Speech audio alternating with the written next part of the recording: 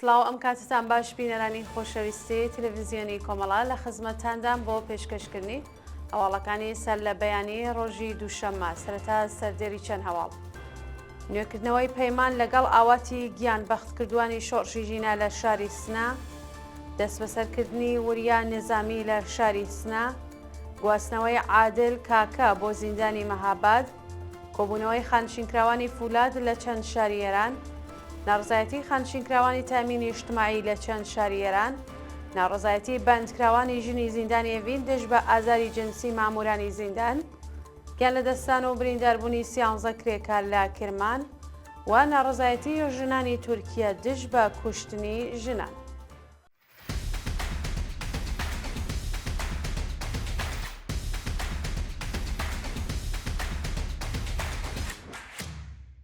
درێژی هەواڵەکان. نوێکردنەوەی پەیمان لەگەڵ ئاواتی گیان بەختکردوانی شۆڕشی ژینە لە شاری سنە. ڕۆژی یەکشەممە 15 ڕێزبەری 1403 دایە نەهیە دایکی ڕامین فاتحی لای گیان بەختکردوانی ڕێگەی ئازادی لە شاری سنە سەردانی مەزاری گیان بەختکردوانی شۆڕشی ژینای کرد لە گۆڕستانی بەهشت محەممەدی و پەیمانی لەگەڵ ئاواتەکانیان نوێ کردەوە. بەپێی ئەو ویددیوانەی بەدەستمان گەشتووە دایە نەهیە هاوڕێ لەگەڵ ژمارەیەک چالاکوانی دیکە لە ساڵ ڕۆژی لە دایکبوونی داریوش عەلیزادە، محەممەد ئەمینی، پەیمان مەنبەری و یەحیا ڕەحیمی چوار گیان بەختکردووی شۆڕشی ژینە لە شاری سنە مەزارەکانیانی گۆڵباران کردووە. بەشداربوانی ئەو چالاکیە و ڕێڕێز لێنان لە یادی هەموو گیان بەختکردوانی ڕێگەی ئازادی و بەرابەری پەیمانیان لەگەڵ ئاواتی ئەم عەزیزانە نوێ کردەوەتەوە. دەست بەسەرکردنی وریا نظامی لە شاری سنە. ڕۆژی چوارشەممە 11 ڕێزبەری 1403 پەرستارێکی خەڵکی دیواندەرە و دانیشتووی شاری سنە بە ناوی وریا نظامی لەلایەن هێزە ئەمنیەتیەکانەوە دەست بەسەر کرا. بە پێی زانیاریەکان هێزە ئەمنیەتیەکانی شاری سنە بەبێ بەڵگەی قەزایی هێرشیان کردوەتە سەر ماڵی وریا نظامی و ناوبراویان بە توند و تیژیەوە دەست بەسەر کردووە. تا کاتی داڕشتنی ئەم هەواڵە زانیاریەک لەسەر هۆکاری بەندکران و شوێنی ڕاگیرانی ئەو چالاکە سنفیە لە بەردەستان نییە. گواستنەوەی عادل کاکە بۆ زیندانی مەهاباد. لە ڕۆژانی ڕابردوودا عادل کاکە بەندکراوی تەمەن 23 ساڵی خەڵکی گوندی دۆستاڵی سەر بە شاری مەهاباد لە گرتوخانەی تڵعاتی ورمێەوە بۆ زیندانی مەهاباد ڕاگوێزراوە. بەیانی ڕۆژی سێشەممە 13 خەرمانان عادل کاکە شارۆمەندی خەڵکی گوندی دۆستاڵی سەر بە شاری مەهاباد بەبێ بەڵگەی قەزایی لەلایەن هێزە ئەمنیەتیەکانەوە دەست بەسەر و بۆ گرتوخانەی تڵعاتی ورمێ ڕاگوێزرا. ناوبراو چەند ڕۆژ لەمەوبەریش پاش کۆتایی قۆناغەکانی لێپرسینەوە بۆ بەندی خانەی مەهاباد گوازرایەوە. ئازادی کامران قاسمی و کەیوان ڕەشوزادە لە زیندانی ورمێ. کامران قاسمی و کەیوان ڕەشوزادە دوو زیندانی سیاسی خەڵکی ورمێ دوای 5 ساڵ بەندکران لە زیندانی ناوەندی ئەو شارە ئازادکران. کامران قاسمی لە ڕۆژی 4 ڕەزبەر لە ناڕزایەتی بە دژایەتی تڵعاتی ورمێ لەگەڵ ئازادی مەرجداری مانی لە خواردن گرتبوو.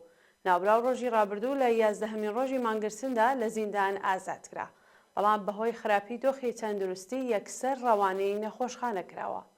کامران قاسمی و کەیوان ڕەشوزادە ڕۆژی 16 ڕێزبەری 1398 هاوڕێ لەگەڵ 3 هاوڵاتی دیکەدا بە ناوەکانی ئومید سەعیدی، نایب ناسراو بە مەسعود حاجیزادە و عەبدولعەزیز گوڵ محەممەدی لەلایەن هێزە ئەمنیەتیەکانەوە دەست بەسەر و ڕەوانەی گرتوخانەی ئیتڵاعاتی ورمێکران. کۆبوونەوەی خانشینکراوانی فولاد لە چەند شاری ئێران. ڕۆژی یەکشەممە خانشینکراوانی فولاد لە شارەکانی تاران، ئەهواز و ئیسفەهان دژ بە دۆخی خراپی معیشەتی کۆبوونەوە. بەپێی ڕاپۆرتەکان خانشینکراوانی سەنعەتی فولاد لە شاری تاران تێکەڵ بە کۆبوونەوەی خانشینکراوانی تامینی اجتماعی بوون، بەڵام هێزەکانی پۆلیس هێرشیان کردوەتە سەریان و وێڕای بریندارکردنی ژمارەیەک لە خۆپیشاندەران چەند کەسیان دەست بەسەر کردووە. خانشینکراوانی فولاد لە درۆشمەکانیاندا خوازیاری ئازادی شەریفە محەممەدی و هەموو چالاکانی سنفی لە زیندان بوون. خانشینکراوانی ئێران خوازیاری زیادکردنی حەقدەست و مەزایە، دابینکردنی بیمەی تەکمیلی و هاوسانسازی حەقدەستن. ناڕزایەتی خانشینکراوانی تامینی اجتماعی لە چەند شاری ئێران. خانشینکراوانی تامینی اجتماعی ڕۆژی یەکشەممە 15 ڕێزبەری 1403 بە پێ ڕەواڵی یەکشەممەی هەر هەفتە لە ئازدۆخی خراپی معیشەتی ناڕزایەتیان دەربڕی. خانشینکراوانی تامینی اجتماعی لە شارەکانی شوژ، ئەهواز، مەشهەد، ڕەشت و تاران لە بەردەم ئەو ڕێکخراوەیە کۆبوونەتەوە و خوازیاری زیادکردنی ئاستی حەقدەست و مەزایە، دابینکردنی بیمەی دەرمانی کارامە و هاوسانسازی حەقدەست بوون. ناڕزایەتی بەندکراوانی ژنی زیندانی ئەڤین دژ بە ئازاری جنسی مامورانی زیندان. ئەکاونتی تایبەتی نەرگز محەممەدی ڕۆژی یەکشەممە 15 ڕێزبەری 1403 ڕایگەیاند کە ژمارەیەک لە بەندکراوانی زیندانی ئەڤین دژ بە ئازاری جنسی مامورانی بەندیخانە ناڕزایەتیان دەربڕیوە. بەپێی ئەو ڕاگەیاندنە 22 بەندکراوی ژنی زیندانی ئەڤین بە ناوەکانی سەرڤەناز ئەحمەدی، ئانیشا ئەسەدوڵڵاهی، سەمانە ئەسخەری، ڕێحانە ئەنساری نژاد، گوڵڕۆخ ئیریایی، سەکینە پەروانە، ناهید خوداجوو، نەسرین خزری جاوادی، ڕاحلە ڕاحەمیپور، ویدا ڕەبانی، نەسرین ڕەوشەن، نەسیم سیمیاری، سەعیدە شەفیعی، مەهوەش شەهریاری، بەخشان عەزیزی، سەعیدە قوربان عەلی، نەرگز محەممەدی و وریشە مورادی، پەریوەژ موسلمی، معسومە نەساجی، حورا نیکبەخت و مەریەم یەحیەوی لاز پشکنینی بەردەوامی جەستەی ژنان لەلایەن مامورانی زیندان و ئازاری جنسیان ناڕزایەتیان دەربڕیوە و هۆشداریان بە بەرپرسانی زیندان داوە کە ئەگەر کۆتایی بە هەڵس و کەوتە نایاساییەکانیان نهێنن ماندەگرن و کۆبوونەوەی ناڕزایەتی بەڕێوە دەبات. ڕێگری لە گەڕانەوەی متەهەر گونەیی بۆ زانکۆ ڕۆژی یەکشەممە 15 ڕێزبەر ناوەندە ئەمنیەتیەکانی ڕژیم ڕێگەیان لە گەڕانەوەی متەهەر گونەیی چالاکی خوێندکاری تەعلیقکراو بۆ زانکۆ کرد. جێگیری فەرهەنگی و خوێندکاری وەزارەتی بەهداشتی ڕژیم ڕۆژی یەکشەممە ڕایگەیان متەهەر گونەیی بەهۆی کاردانەوەکانی بەرامبەر بە حکوومەت و ئەو هەڵانەی لەم دواییندا ئەنجامی داوە لەلایەن کۆمیتەی ئینزباتیەوە ڕوبەڕووی سزا بووەتەوە و تا کاتی نادیار ناتوانێت بگەڕێتەوە زانکۆ. متەهەر گونەیی خوێندکاری قۆناغی کۆتایی دەندان پزیشکی لە زانکۆی تاران پاییزی ساڵی 1401 و هاوکات لەگەڵ شۆڕشی ژینە دەست بەسەر و بۆ ماوەی 24 مانگ لە خوێندن دوورخرایەوە. گیان لەدەستان و برینداربوونی 13 کرێکار لە کرمان ڕۆژی یەکشەممە 15 ڕێزبەری 1403 ئاگەر لە کارگایەکی بەرهەمهێنانی پلاستیک لە کرمان کەوتەوە و بەهۆیەوە کرێکارێک گیانی لەدەستا و 12 کرێکاری دیکەش بریندار بوون.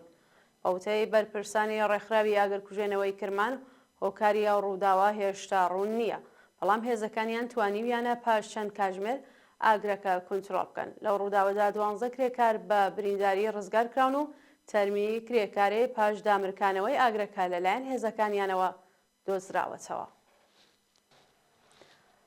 دابەزینی تەمەنی توشبوون بە نەخۆشی ئەیدز لە ئێران.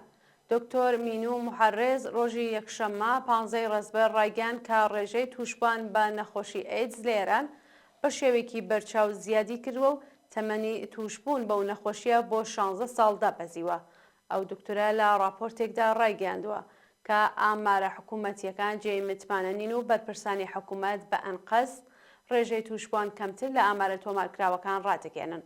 ڕێژەی 8% جەمعیەتی توشبوانی ئەیدز لە ئێران بە واتای توشبوونی 7 ملیۆن کەسە، لە حاڵێکدا زۆربەی تاقیگەکان تەستی ژێنۆتایپینگیان نییە و بەو بۆنەوە زۆرێک لە توشبوان ئاگاداری دۆخی تەندروستی خۆیان نین تا و کاتەی سەردانی ئەوان وەکو پزیشکی پسپۆرت دەکەن.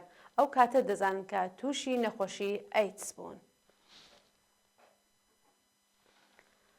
ڕەتکردنەوەی پێداچوونەوە بە سکاڵای کرێکارێکی بەندکراو و تێکچوونی باری تەندروستی. بەپێی راپۆرتی کانونی مافی مرۆڤ ئێران پێداچوونەوە بە سکاڵای ڕێحانە ئەنساری نژاد لەلایەن دادگاوە قبوڵ نەکراوە لە کاتێکدا ئەو چالاکە کرێکاریە دۆخی تەندروستی ناجێگیرە و پێویستی بە چارەسەری پزیشکی لە دەرەوەی بەندیخانە هەیە. ڕێحانە ئەنساری نژاد کرێکاری بەندکراو لە زیندانی ئەڤین لە ڕۆژی یەکی پوشپەڕەوە لە چاوپێکەوتن لەگەڵ بنەماڵەکەی بێبەش و زیاتر لە 2 مانگە لە بینینی کچە تاقانەکەی بێبەری کراوە. پزیشکی پسپۆڕی نەشتەرگەری مێشک و دەمار لە نەخۆشخانەی تاڵەقانی بۆ ئەم بەندکراوە بەهۆی ئازار دیتنی ڕۆباتی ئەژنۆ شان دیسکی پشت و مل 20 جار چارەسەری فیزیۆتراپی پێشنیار کردووە، بەڵام بەرپرسانی زیندان ڕێگریان لە ناردنی بۆ چارەسەری فیزیۆتراپی کردووە. و دووە هەواڵ ناڕزایەتی ژنانی تورکیا دژ بە کوشتنی ژنان. ڕۆژی هەینی 11 ڕازبەر ژنانی تورکیا لە چەند شاریە وڵاتە لە ئاست کوشتنی ژنان لەلایەن پیاوان و پشتیوانی حکوومەت لە کولتوری پیاوسالاری خۆپیشاندانیان کرد. ئێوارەی ڕۆژی هەینی ژنانی تورکیا پاش کوشتنی وەحشیانەی 2 ژنی گەنج بە ناوەکانی سەمیح چێلیک تەمەن 19 ساڵ و عایشە نور تەمەن 19 ساڵ لەلایەن گەنجێکەوە ڕژانە سەر شەقام و دژ بە توندوتیژی و نەبوونی ئەمنیەت بۆ ژنان دروشمیان بەرز کردەوە. بەپێی ڕاگەیاندنی پۆلیسی تورکیا کوڕێکی تەمەن 19 ساڵ بە ناوی ئێقباڵ ئۆزونر خۆشەویستی پێشووی خۆی بە شێوەیەکی وەحشیانە کوشتووە و دواتر چووەتە لای خۆشەویستە تازەکەی و سەری بڕیوە. بینەرانی عەزیز هەواڵەکانتان پێشکەشکرا هەر شاد بشن. ڕاستی بە زۆر تەواو